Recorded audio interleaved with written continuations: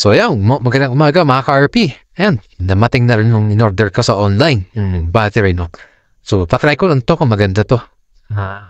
Made in Thailand to eh. Sana maganda, no? Tsaka, ang tips ko lang sa inyo, kapag napapalit kayo ng battery, na bagong battery, huwag nung kalimutan maglagay ng voltmeter. Kasi dito yung mamamonitor, no? Tapos dito, maa-alarma kami pag biglang pumaas or bumaba yung voltahe ng ng motor, no? No? Para ma-monitor, no, yung baterya. Okay? Kakabit ko lang ito, mga paps. Ayan, mga RP, nakakabit ko na yung battery, pero chinaters ko siya, no? So, kasi itong, nabibili natin yung battery sa online or maaaring hindi. Matagal na yung stock tone. Kaya, hindi porke bago, na agad kayo. So, much better talaga na i-charge siya parang yung battery niya. Kung charge siya, so,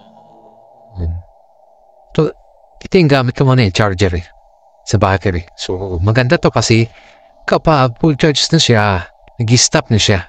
So, naiiwasan yung overcharge. So, yan. Isa pa tips, dapat pag nagkakap kayo ng battery, chichikin nyo lagi to. Dalawang terminal na to ng battery, positive, negative. Kailangan yan ay maigpit. Hindi dapat maluwag yan kasi pag maluwag yan, nakaka-apekto rin yan. Nagkakaproblema rin tayo sa push start, no? Tsaka sa charging system. Okay?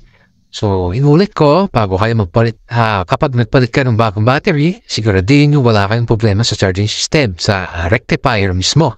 And then, dapat mayroon kayong voltmeter, no? Para maiwasan yung maagang pagkasira ng battery, kasi dito nyo kasi malalaman sa voltmeter kung nag-charge ba siya ng maayos or hindi siya nag-charge, no? Or nag-overcharge. Pag nag-overcharge, pumapalo siya ng 15 pataas. Pag pumapalo siya ng 15 pataas, may problema na yun. Okay?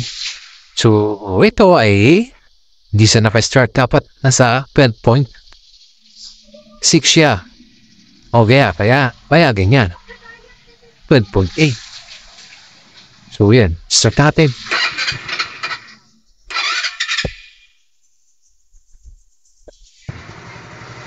Okay, ba? 14 na siya. Kapag naka-start na yung motor at nasa field power niya, may problema yan. Okay? Dapat ayusin na yung